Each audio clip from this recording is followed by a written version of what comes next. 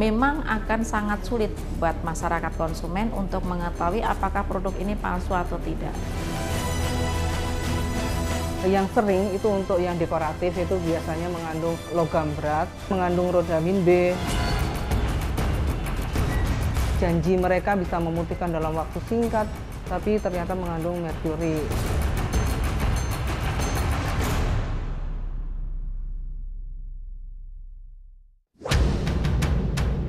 Jutaan kosmetik dan obat palsu asal Tiongkok serbu Indonesia. Kosmetik ilegal mengandung bahan kimia berbahaya itu beredar bebas di pasar-pasar besar di sejumlah wilayah menggunakan label merek kosmetik terkenal.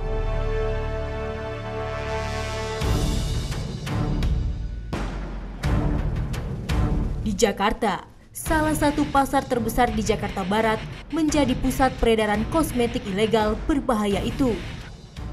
Memang akan sangat sulit buat masyarakat konsumen untuk mengetahui apakah produk ini palsu atau tidak. Karena untuk mengetahui palsu atau tidak itu setelah konsumen membeli, kemudian produk ini adalah ditanyakan kepada pembuat produk yang asli, apakah ini produknya atau bukan. Di sejumlah tempat, Badan Pengawasan Obat dan Makanan gencar memburu pedagang kosmetik palsu. Kosmetik untuk wajah paling banyak dipalsukan.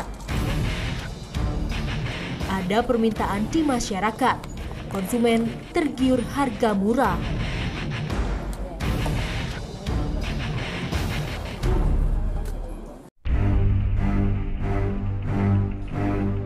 Awal Agustus lalu, Badan Pusat Obat dan Pengawasan Makanan Serang, Banten mengungkap adanya peredaran distribusi kosmetik ilegal secara online di wilayah Cipondoh, Kota Tangerang.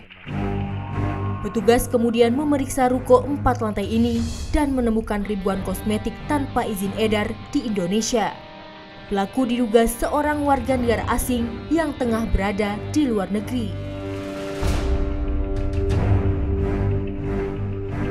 Dari hasil operasi itu, BPOM menyita lebih dari 37.000 kemasan kosmetik ilegal. Produk ilegal ini ternyata belum tercatat di BPOM. Jadi hampir semuanya yang ada di sini adalah perias wajah. Hampir semuanya, kebanyakan perias wajah. Jadi kita misalnya lihat ini gradient color untuk pemerah pipi. Ini juga seperti itu. Kemudian ada untuk bibir, semuanya kurang lebihnya perias wajah. Ini salah satu contohnya ya Pak ya. Ini tidak ada nomor BPOM-nya atau nomor expired date-nya itu? Ini tidak ada sama sekali. Ya. Jadi tidak ada izin edarnya, sehingga dari awal pun kita tahu, dan di kita kan ada website juga. Ada bagaimana mencari, kalau kita menemukan produk, kita cari di website Badan POM, kita cari di cek BPOM, itu akan ketahuan, kita masukkan nama produknya, akan kelihatan bahwa dia ada register atau ini tidak. Tidak ada nomor registrasi? Tidak ada sama sekali, ya, semuanya. Pak, semua ini ya? Jadi kenapa dia dikategorikan kosmetik ilegal? Karena dia masuk ke wilayah Indonesia dan diperdagangkan di wilayah Indonesia tanpa izin edar. Karena kenapa kemudian tidak ada untuk didaftarkan? Berarti ada satu hal yang membuat produsen atau importer itu tidak melakukan pendaftaran. Mungkin takut ketahuan. Kita tahu bahwa dia mengandung bahan berbahaya, dengan tanpa izin edar pun itu sudah melanggar.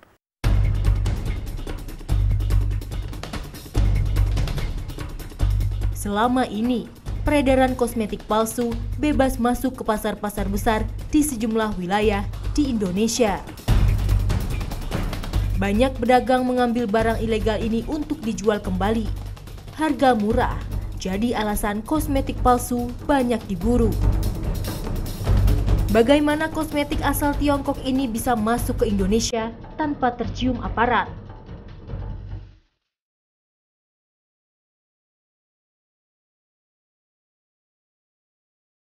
Kosmetik itu berasal dari Cina, lalu masuk ke Indonesia melalui jalur Malaysia, melalui perbatasan di Kalimantan Barat. Dari situ, kosmetik ilegal dibawa menggunakan kapal menuju pelabuhan Tegar Marunda, Kabupaten Bekasi, Jawa Barat.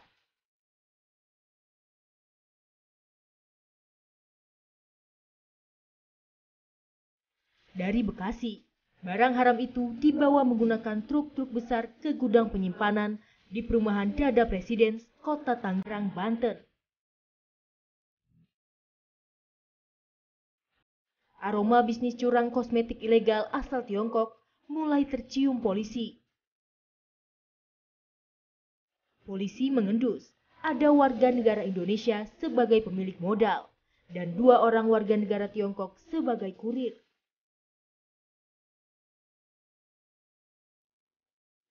Hasilnya, polisi mengamankan lebih dari 1.000 kosmetik ilegal senilai lebih dari 67 miliar rupiah di Jakarta. Kalau di pasaran, biasanya ini kan ada beberapa produk, bukan hanya kosmetik saja, mungkin hal-hal yang lain. Artinya gini, bukan hanya merek-merek tertentu yang ini dipalsukan. Mereka juga biasanya akan menjual produk-produk yang ilegal lainnya. Kalau resmi memang mereka akan di tempat-tempat tertentu, mereka bisa diakses oleh masyarakat. Jadi ngelihat secara fisiknya. Kemudian yang kedua adalah ketika harganya itu adalah sangat rendah, kita akan melihat apakah produk tersebut, ini kosmetik juga akan ada masa daluarsanya. Oh ini kelihatan kawinnya nggak sih? Asli nggak sih? Maksudnya kawinnya kelihatan nggak sih kalau dijual di kampung? Ya kalau orangnya ini ya bisa tahu sih. Bisa tahu ya? Tergantung orangnya. Tergantung orangnya ya? Iya. Yang mana? Tapi kalau di kulit nggak apa-apa kan ya? Oke, 80 gue nggak kenapa-napa. Di kulit nggak apa-apa kan ya? Ini satu ya. Ini kembalinya.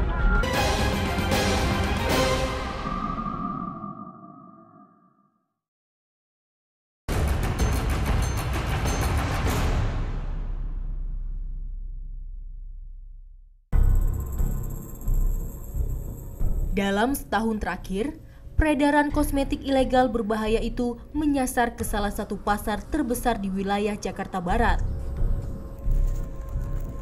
Di pasar ini, banyak kosmetik asal Tiongkok masuk tanpa nomor izin edar dari Badan Pengawasan Obat dan Makanan. Tak dijamin keasliannya dan bisa berdampak pada kesehatan kulit. Produknya pun bisa dijual secara grosir. Pedagang eceran mengambil banyak barang untuk dijual lagi ke sejumlah daerah lain. Kosmetik merek terkenal kerap menjadi buruan. Dijual jauh lebih murah dibanding kosmetik aslinya. Tim telusur mencoba mencari kosmetik asal Tiongkok ilegal itu di pasar ini.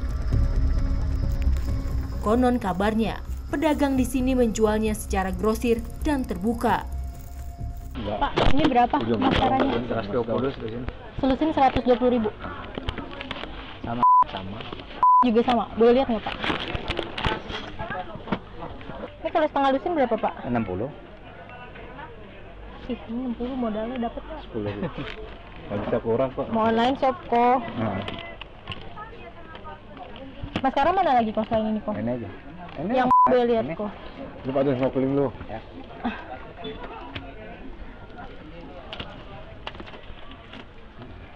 Oh ini ya. Juga sama kok. Sama. 120.000 dapat selusin. Selesai.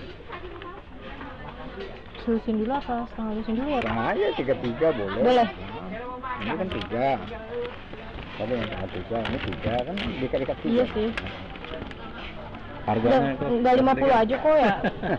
Mau dibuat modal lagi kok, mau buat jualan lagi. Sini semua orang tuh jual. Ini kan harga grosir sini.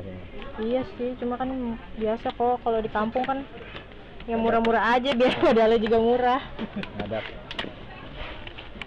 Maskara boleh deh kok. Apalagi aku buat online shop. Ya, Ini apa? Mau 3 ya? berapa tadi selusinnya 120. Kalau beli 6 aja boleh? Boleh. Setengah lusin. Nah, 33 kan? Ini nih. Nah, Ini yang mana? boleh deh 33 deh kok. Salah satu pedagang yang kami temui mengaku sudah 10 tahun berdagang kosmetik ilegal.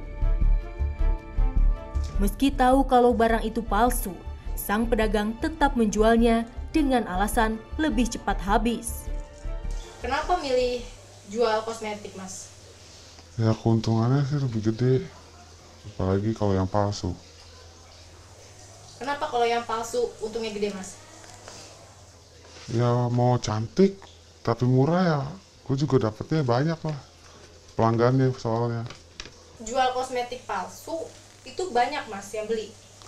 Ya banyak lah, soalnya kan pada mau cantik tapi murah. Makanya banyak dia minat ke sayanya.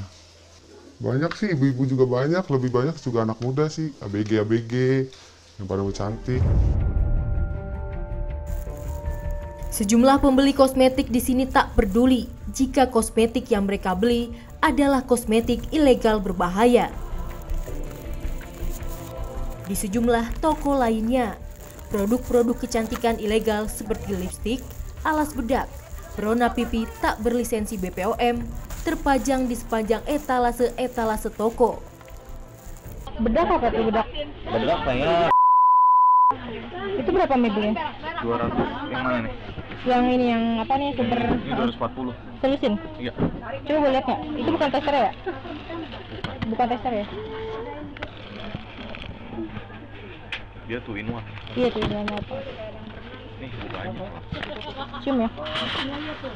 Selain ini apa lagi? Paling Ini warnanya sama semua selusin? iya. Berapa? 240? Betul. Beli satuan dulu nggak bisa ya buat Paling minimal 3. tiga berapa? 3, 6. 65. Yang mana? Oh yang ini. Iya. Yang ini ya 360. Kalau yang ini 65. Pak, nutup lah modal 65. Kurangin deh. Buat jualan lagi nih Bang, kalau ini balik lagi sini lagi buat di kampung. Soalnya itu kita jualnya udah harga terus ya. Tapi bisa sih, kita kalau misalnya kayak ngambilnya mana tahu lu ngambilnya mau kayak bangsa-bangsa per sampai di atas 10 losin atau apa, tenang, harga bisa kurang Iya kan? dikit lah. Dapat 1, 2, 3 dapatnya. Kalau selusin berapa? Gue hitung dulu berapa? 280. 280. Berarti satuannya berapa tuh kalau beli selusin? Kita 23 ribuan. Sama lu beli 3 ini juga modalnya sama kan, gua harga lusinan tetap. Ini warna.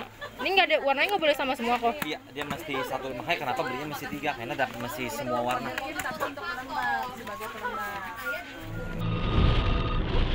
Para pedagang di sini sesungguhnya mengetahui bahwa produk kecantikan yang mereka jual adalah produk ilegal. Bahkan sebagiannya adalah produk non-original alias KW. Bagi pedagang, tak banyak konsumen yang tahu bahwa kosmetik mereka ilegal atau tidak. Yang penting cantik dahulu, urusan efek samping kemudian. Oh ini kelihatan KW-nya nggak sih? Asli nggak sih? Maksudnya KW-nya kelihatan nggak sih kalau dijual di kampung? Ya kalau orangnya ini ya bisa tahu sih. Bisa tahu ya? Tergantung orangnya. Tergantung orangnya. Iya. Yang mana? Tapi kalau di kulit nggak apa-apa kan ya? Pak, ya? Oke, 80 gue nggak kenapa-napa. Di kulit nggak apa-apa kan ya? Ini satu nih, ini kembalinya. Ya kalau pembeli nggak nanya ya kita diem aja, ya kita nggak bilang. Kalau itu palsu. Kami melihat lebih detail salah satu produk kecantikan yang dijual di pasar ini. Produk-produk ini menggunakan merek-merek terkenal. Ternyata, produk ini tidak memiliki nomor registrasi peredaran keluaran BPOM. Selain itu, tidak ada pula tanggal kadaluarsa di kosmetik ini, sangat berpeluang untuk didaur ulang oleh oknum pedagang. Ini belum ada notifikasinya, nomor notifikasinya ya. Kita tidak tahu ini palsu atau tidak, tetapi yang jelas produk ini belum masuk ke Indonesia.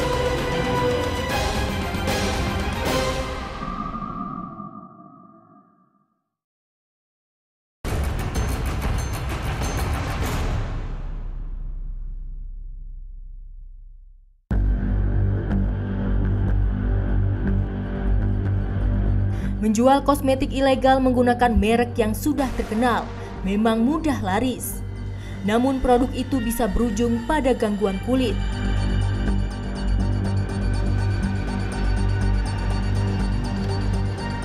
Setelah saya mendapatkan produk bermerek yang diduga palsu ini di pasaran, saya akan mencoba mengetahui apakah produk ini terdaftar di BPOM atau tidak.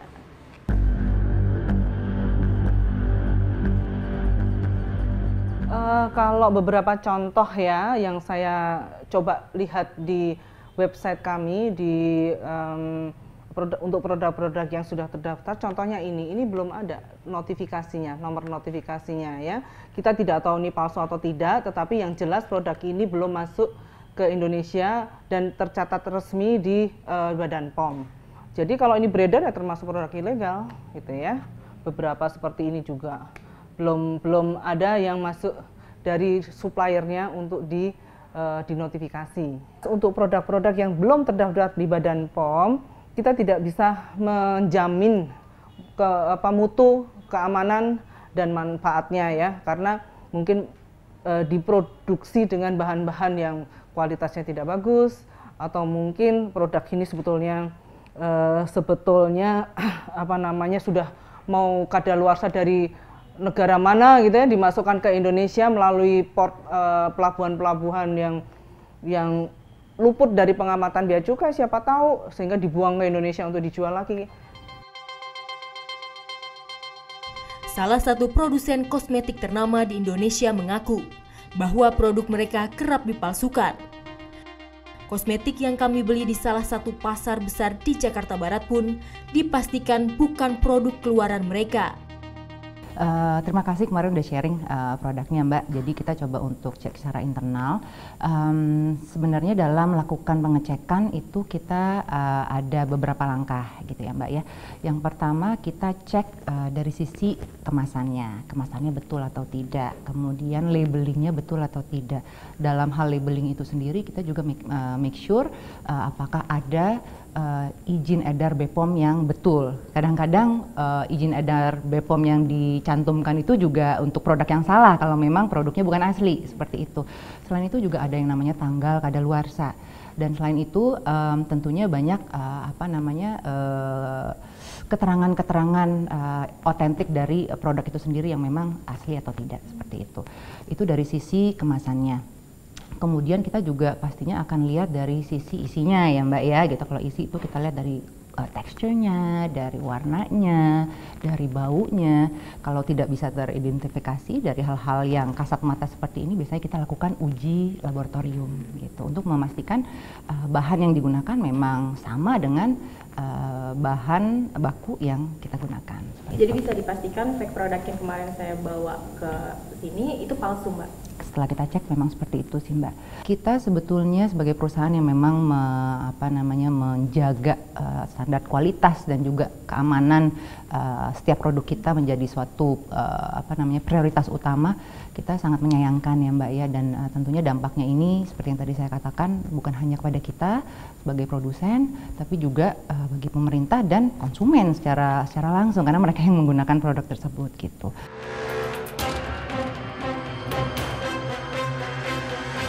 Kalau yang sering itu untuk yang dekoratif itu biasanya mengandung logam berat ya, atau juga pewarna yang tidak dibolehkan untuk kulit. Misalnya mengandung rodamin B, kan itu pewarna tekstil ya, dan kemudian K3, K10, kemudian methyl yellow, itu bukan pewarna untuk kulit kita. Nah, itu tentu saja akan menimbulkan efek yang tidak baik.